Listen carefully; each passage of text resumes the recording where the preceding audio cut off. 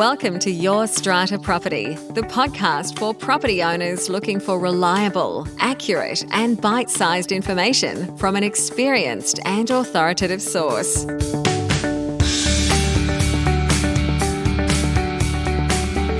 Hello and welcome. I'm Amanda Farmer and I have with me today Reena Van Aalst from Strata Central. How you doing there, Reena? Hi Amanda, how are you? I am great. I am raring to go with our wins and our challenges this week. Kick us off with your challenge. Many owners, when they buy into strata schemes, they want to renovate their apartment, they want to put a new bathroom in, new kitchen, other renovations potentially that are a bit larger than just perhaps the ones I've just mentioned. But the most difficult ones that we're finding, and I've got one at the moment where this lady's moved in, she wants to move in, she's bought an apartment and she wants to change the timber floors, and luckily they do have a minor renovations bylaw, but then she wants to put in a new bathroom. And unfortunately, the bathroom requires a bylaw, and so I gave her a number of lawyers, and first of all, she didn't understand what I was asking, and I gave her an example, and then I gave her some lawyers, and then she chose one, and now it's gone to the committee, and then the committee just don't answer, and I'm sort of following up, and one person said, but I don't, like one of the committee members said, what can we, I'm getting confused, and so again, I give them the section of the Act that says minor renovations. I said, this is the bylaw, this is what you can approve, this is what needs general meeting approval. And the building manager's, she's following up the building manager, he's following me up. I'm saying I've got it in hand, I'm still waiting for the committee. And again, you need to have majority responses. You can't just have one or two people out of an 8-member committee just saying this or that. And then it just really becomes so time-consuming for the strata manager, and also it becomes really difficult for the owner trying to get an outcome. Now, what I try and articulate is that these committee members are volunteers, I can't really say I need an answer by X date. And so I don't know, I suppose in a manner, I'm not sure what your experience is in relation to this, but as people are buying more and more into apartments, and there's been a lot of activity in recent times, sometimes I've got like 4 or 5 meetings going on all at the same time just to approve renovations. Yeah, but I think for strata managers, it's really becoming quite a challenge in terms of being able to get responses and then being able to then schedule the time, 17 days for a general meeting as well in terms of the passage of a bylaw by special resolution. Well, yes, I have definitely experienced this, including in my own building where I am a committee member, and often we are asked as a committee to approve minor renovation works, and we do have that delegated authority. Hard flooring is a good example. I'm thinking of one application in particular very recently, applications to keep pets as well. And these are the types of requests where people are perhaps emotionally connected to that request, a new family member, a new pet in the family, or can't move into their new apartment until they have this work done. And so there's a lot of pressure there on that owner to get things moving, and therefore on the committee. My question for you with this particular building, where there's a lot of back and forth, it sounds like happening on email, some discussion, some confusion, is this a committee that has regular committee meetings? Every 3 months, yes. But the meeting's not coming up. They've got a meeting coming up shortly, but it'll be, since the time that I got the application, will be a month before the meeting is going to be held. So yeah. I often feel, and I take this approach in my own building, that if a committee is meeting regularly, it has the opportunity to batch its decision making. So its committee members, volunteers, as you say, are not distracted by having to make decisions on a day-to-day basis over email and having to try to understand an issue by communicating to the strata manager with many emails and communicating amongst each other. If an owner needs an approval and that owner can be told, well, in 3 weeks' time, there's a strata committee meeting and your application will be considered and determined at that meeting, then there is a time frame set for everybody who's involved in that, the owner who needs approval, the strata manager, and the committee who has to make the decision. I appreciate that, as you say, some buildings don't have regular committee meetings, or they meet once every 3 months, and usually that's enough because it's a small building and there's not a lot that needs to be done in between. But if there is a decision that has to be made about one of these types of applications, my suggestion would be that a committee meeting date is set and a committee meeting is convened. We're all very comfortable doing that online these days. And there is then a forum for this application to be discussed, a place for the owner to go and answer questions about the application, a place for the committee members to discuss amongst themselves what further information they might need. But you're right, when it's left to just debate over email and the poor strata manager is trying to wrangle or mediate that debate, it's hard to get a decision made. Sometimes we need to focus on a fixed point in time, which I really believe a committee meeting date certainly helps me focus.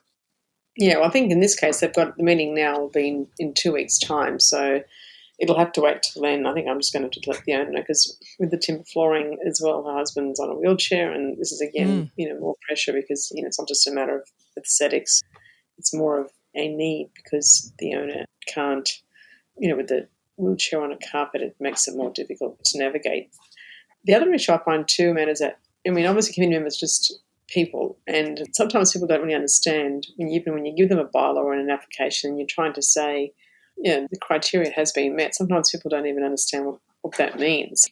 So even the bylaw itself is difficult to understand, which makes the committee approval also more difficult to achieve. So, yeah, but I think I'm just finding another lady we had that wanted to renovate a bathroom and, she's saying, I'm paying more interest because I can't move into my apartment. And it's like, well, it's not my, issue. But well, this is another aspect to this situation, isn't it? Where you have purchasers who come into Strata perhaps for the first time and don't understand and are not prepared that this is the process and that they may need to wait a few months for a decision to be made on their renovation, and they may not be able to move in and they may be paying interest, and that all needs to be factored in. That's why I'm quite passionate about delivering education to conveyancers, to the professionals who are advising on these purchases, in the hope that there may be some key information delivered to purchasers before they hit the desk of the strata manager or the inbox of the committee, that, hey, if you're wanting to do this kind of work, there is a process to be followed, and this is what it says in the bylaws. If it's not clear in the bylaws, just be aware that you're not going to be able to just roll right in and start ripping out the bathroom. I think with those expectations set, our jobs as managers, as committee members, even as lawyers, might be a little bit easier. Yeah, definitely, Amanda. And I do think that the committee meeting is an underused forum for our committee members, for our communities. I'm often reminding my fellow committee members, hey, we're not going to discuss this over email, or I'm not going to discuss this over email. I don't have the time. I don't have the hours in the day to be going back and forth on email unless it's urgent. I accept that there are sometimes urgent decisions that need to be made, but having a date set in the future, whether it's a regular, recurring monthly or every 2 months, every 3 months, or whether there's a meeting that has to be convened to consider a specific application at a point in time. I just think that is so helpful, can be such a relief for our committee members, and add some certainty for owners who are waiting for decisions to be made about their applications, to say, hey, there's a meeting on this date. You're welcome to come and tune in if you like, and a decision will be made about your application on that date. And then all those questions about, what does this clause of the bylaw mean? What more do we have to do? Have all the conditions been met? That can all be addressed at the meeting, with hopefully with the strata manager's assistance. Yeah, that's probably a good option too. I think for those that don't have regular meetings, where if you can see that this is no traction by email, perhaps saying let's have or even if we have a quick informal meeting, I suppose that would even help if people don't have time. Like if no one has a set time on a set evening, it could be a quick sort of 20-minute Zoom call, like you said, rather than email, Amanda, as a different forum. Oh, yes. Just to try and nut out the issues and then formalise it at the next meeting. Yes, we do forget that there are other options other than email. We can go old school here. We can pick up the phone. We can have a teleconference, or the modern version of the teleconference being the Zoom conference, because it is so much easier, I know, to have a discussion when everybody is there at the one time in the one place, being able to ask and answer questions. And there's no guessing about what an email might mean, or what tone there might be in an email, or whether somebody's said something offensive when they didn't mean to. I do find communications flow a lot more smoothly face to face. Exactly. Okay, thanks for bringing that one to the table, Reena. My challenge for this week comes from a listener. Great question here that I am thinking may assist others who are tuning in, especially in New South Wales. This is a question from Adam, and Adam asks, have you ever heard or experienced this? At an AGM, there's only one owner present. It's an online AGM. There's only one owner present, even though we have 20 owners in the building. There is another proxy that has been directed to the Strata manager, and the Strata manager is there to chair the meeting. The meeting goes ahead because the Strata manager, as chair, has determined that the meeting should go ahead even in the absence of a quorum, which is permitted in New South Wales. And when it gets to the election of the committee, nobody nominates for the committee. The question from Adam, Amanda, have you ever seen this before? We have ended up resolving all the necessary motions at the meeting, but we have not elected a strata committee at our AGM. Reena, have you ever seen this? I have had only one owner at a meeting at a building that had 130 apartments, actually, not just Whoa. a few listed on your thing. So there is a lot of apathy in some buildings, definitely, Amanda. Yes. And in terms of getting to that motion to elect a strata committee, call for nominations, elect a committee, have you ever been in a situation where no one has nominated for the committee? Oh, no, I haven't had that. And I always sort Yeah. of sit there and say, I think I've had sometimes where people don't want to be certain office bearers. And that's happened to me where no one wants to be the chair, secretary, or treasurer. And I insist that I'll say, we're going to sit here all night until one of you nominates for these positions, even though, we can be delegated the functions of doing them. We still have to have someone that's recorded. They say, oh, can't it be you? And I said, no, it can't be me. I said, we can be delegated those functions, but we can't be secretary, treasurer, or chairperson. But no, I haven't actually had that, what your listener has mentioned. Yeah, where nobody wants to be on. Well, what's happened in this case is that the strata manager who was chairing the meeting has said, well, that's fine if you don't elect a strata committee. What happens in that situation is that the strata scheme is administered by the owners corporation. So this is actually set out in our legislation. It's in section 29 of the Strata Schemes Management Act in New South Wales. Section 29, subsection 4. If there is no strata committee, the strata scheme must be administered by the owners corporation. And the strata managing agent may exercise any functions that are conferred on that agent. So generally, you'd find that your agency agreement probably gives you enough delegated authority to be able to administer the strata scheme on behalf of the owners corporation. But there is no strata committee, and our legislation acknowledges that perhaps that may be the case for some buildings. So if that was me, I think I would have adjourned the meeting and had another meeting after that, not adopted a quorum, because I think it's maybe, sometimes you sort of wonder, did everyone get the agenda or something? Did something happen as to why no one's turned up? But I think as an agent, it would be more prudent just to adjourn the meeting, even though you don't have to. You could have just obviously this agent and waited half an hour and then declared a quorum to be present. But I think it would be good practice for a strata manager to adjourn the meeting perhaps to another time or date that, I don't know what time the meeting was held. Was it held in the evening or was it held during the day when no one could attend? Or maybe try and maybe write to all the owners and try and canvass what times would be suitable for most owners and perhaps what medium. I mean, maybe having an in-person meeting would have been perhaps easier on site. I don't know. I think if you've got issues such as repairs and certain important motions that are perhaps not your average statutory AGM motions that need to be passed, I think it's better to try and have another meeting, adjourn that meeting, and try and work out another date that you would think you'd get a few more people attending. Yeah, good tip.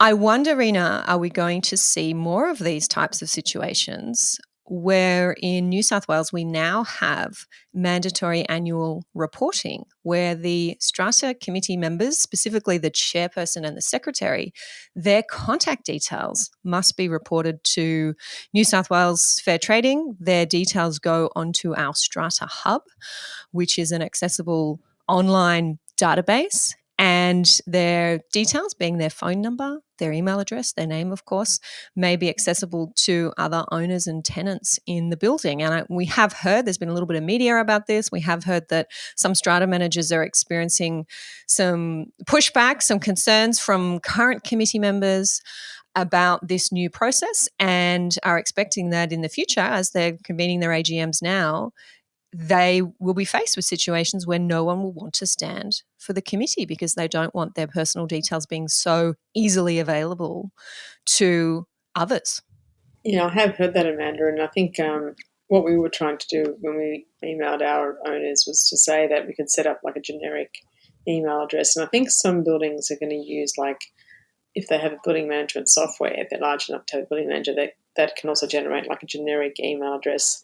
I've heard that, Amanda, they're not going to insist on telephone numbers. Have you heard that too? That they're going to remove that requirement? Reena, I think you're right. Yes, I think that was a change a number of weeks ago, maybe a month or so ago, where phone numbers were no longer required. I haven't gone back to check the amendment to the legislation because the legislation as passed and commenced had that requirement, but I did hear that too. Yes, it was only going to be email addresses now. So thanks for that correction. Yeah, so I think you're right, Amanda. I think people are getting concerned about having, and even if it's a generic email address, one of the members said to me, Reena, but like, I have a full-time job, and for me to then to have to be available even through a generic email address is also going to be inflicting on my personal life. And I think that's true. I mean, as we said earlier before, when we were talking about application approvals and things like that, I mean, people have jobs that they're busy. They obviously do come on a committee to try and help run the building. But then when you've got this extra statutory requirement where people are having to then have their details available to a much larger group, even though through a generic way, not their personal email, it's still going to be, I think, interesting to see how many people do want to stay on strata committees moving forward once this legislation is actually in force and people are actually have their details uploaded to the portal, and who knows what might come out of it, actually, if there's any adverse consequences of any attacks by particular owners against a strata committee member. At the moment, strata managing agent is like a conduit between lot owners and the strata committee. So once people want to bypass it, thinking that they can get a quicker response from a strata committee member because they've got an email address, I wonder how committee members will start to feel then when they're getting bombarded. Yeah, it is a tough position to put committee members in. From my perspective, I do get contacted by owners. I'm the secretary on my committee, and I do get contacted by owners who happen to have my email address or have seen it in the records. So that's an important point to make. These details have always been available on the Strata roll, and the Strata roll has always been accessible by owners and anyone authorised by owners. I appreciate that making these details accessible via the hub is making it easier, perhaps, to simply log into a website and get those details rather than book an appointment and try and get your hands on the Strata roll. But I do get emailed directly by owners, by tenants from time to time as the secretary in my community. And I have to make a point of saying, got it, thank you, and it has been directed to the Strata manager. And that is something that the Strata manager will now assist you with or assist me with, or it will be on the agenda of our next committee meeting. But I am a person who deals with conflict all the time, communicates with difficult people all the time as part of my job. I'm quite comfortable doing that. Not everybody is. Not everybody is able to set those boundaries and direct behavior and direct communication in the method that best suits you. It is a learned skill that you can hone over time. So, yep, look, I'll be watching with interest as well. Sometimes I think we can get a little bit anxious about things we don't need to, and we get worried in this strata world about change and progress. And there's a lot of good as well that is certainly, I think, coming out of collecting this data in relation to some other things that are going on to the hub and making that accessible. So I'm reserving my opinion at this point in time, I think. Let's see how this rolls out. I think for buildings where there is conflict, Amanda, and there is issues even when the strata manager is not able to deal with, where the committee don't feel comfortable that even the strata manager is keeping owners at bay, I think that will become an issue for those owners where you have one or two people that have had problems or perhaps have been litigious or vexatious. I think, and I've got a few buildings where we do have a number of vexatious people, where, sometimes it's gone to compulsory management, it's come out of compulsory management, but again, that person has started up again. I think that having access to people's emails can then, obviously the committee would have to, again, have the skills, as you've said, to redirect them back to the managing agent. But on the whole, I think it could be okay generally, but I think there will be instances for those in the minority that I think will find perhaps this system of having a generic email or an email problematic. Yes, indeed.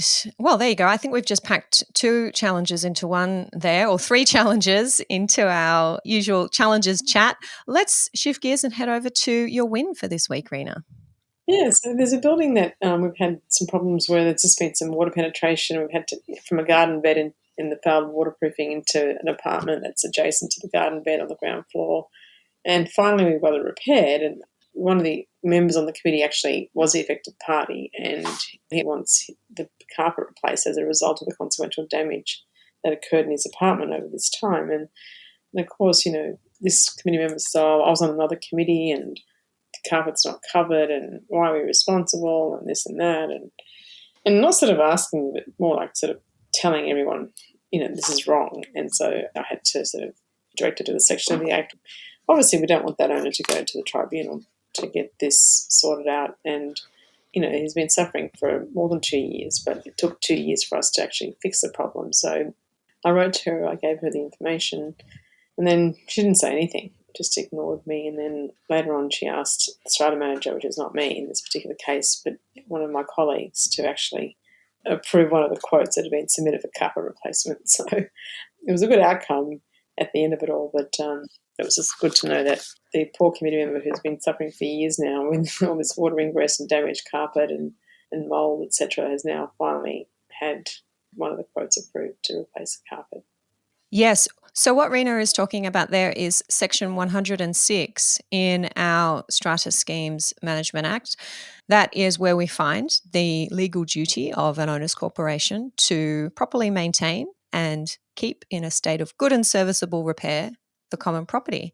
And it is Section 106, subsection 5, that provides for an owner to claim from an owner's corporation any reasonably foreseeable loss that they have suffered as a result of the owner's corporation breaching its obligation to repair and maintain the common property. So damaged carpet is a common one, as you'll know, Reena, where there is water penetration. The carpet is often treated as lot property, as contents of an owner. It's often not covered by building insurance.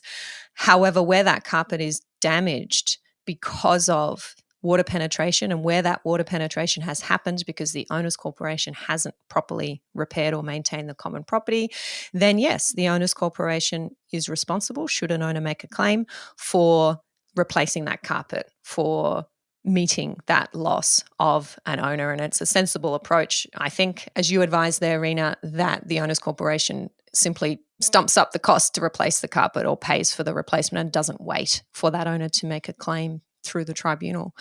So good to hear that you are able to relay that, and perhaps grudgingly the committee was able to accept that and resolve that one promptly. Definitely. I think in this particular, it's a new committee member, and it's funny how sometimes one person can have so much sway, I think, over others. I think in this case it was because perhaps she was saying what they wanted to hear, because they didn't want to have to pay for the carpet. So sometimes it's easy to get people to agree with you when it's what you want to hear rather than what the actual law is. And yeah, so that was a good outcome, Amanda. My win for this week is this. I would like to make sure that all of our listeners who are living in or managing buildings in the City of Sydney local government area are aware that the Smart Green Apartments program is open for applications. The City of Sydney is welcoming new owners corporations into their program, which has been running for a number of years now. This is an opportunity to improve your building and connect with others who are also making impressive upgrades to their communities in the context of sustainability infrastructure. Now, if you do apply to be part of the program and you are successful, your building will get an energy and water assessment, which will result in a neighbours rating, an energy action plan with recommended improvements, tailored advice on how to improve waste management and recycling, a water fix program by Sydney Water if your building meets certain criteria, and access to webinars, resources, opportunities to connect with people in other buildings through the City of Sydney's Leadership Network. Now, I do have the link for you to apply. I will put that in the show notes for this episode. You can find it over at yourstrataproperty.com.au/podcasts. Just find this podcast episode number 326. In terms of eligibility, you do have to be a building in the City of Sydney local government area with a minimum of 70 residential apartments. Strata titled, company titled, whether you're part of a building management committee, a community association, a precinct association, you would also be eligible as well. Reena, I know you've been involved in the past with buildings that have been part of the Smart Green Apartments program, quite successfully so. Very successfully so, actually, Amanda. And I think I got the email, last week. Is it actually close? Is it submissions close on the 5th of September, is it? They do, yeah. Thanks for that. Deadline is Monday, the 5th of September to apply for the program. Yeah, so we'll get that out to our buildings that have not been, or I'm not aware that they have participated previously, because obviously we've taken on some new schemes in the last 12 months, so we'll make sure that we get that link out to all our schemes that are more than 70 lots and see if they want to. Yeah, I mean, people have saved so much money in our schemes being part of this program, and I do commend the City of Sydney for this great initiative, which I think is being taken up more and more each year as it is rolled out. Yeah, there's some great case studies over on the website, including Windsor on Kent, which is a 32-storey apartment building with 192 apartments. They were able to reduce their common area energy use by 34% in 6 months. And there's a quote on the website from the building manager, Darson, who says that all of the Smart Green Apartments tools helped me to reduce energy use without impacting the comfort of the people who live here. So I do encourage you, if you are in the City of Sydney local government area, to go and check out that program, apply, and I wish you all the best for your successful application. And I'd love to hear from you if you have been or are going to be part of that program, and if you'd like to share your wins here with us on the podcast. We always love those good news stories. We sometimes, Reena, we do struggle to find them, but we always come up with some good news stories a few times a month at least. Exactly. Yeah, I think it's the challenges usually outweigh the wins, but it'd be great to hear from any of our listeners if they've had successful application and outcomes from undertaking these initiatives. Excellent. Well, I have enjoyed chatting with you today, Reena. Another jam-packed wins and challenges episode that I know will help many of our listeners. Enjoy the rest of your week in Strata, and I'll catch up with you next time. You too, Amanda. See you next time. Bye. Thank you for listening to Your Strata Property, the podcast which consistently delivers to property owners reliable and accurate information about their strata property. You can access all the information below this episode via the show notes at www.yourstrataproperty.com.au. You can also ask questions in the comments section, which Amanda will answer in her upcoming episodes. How can Amanda help you today?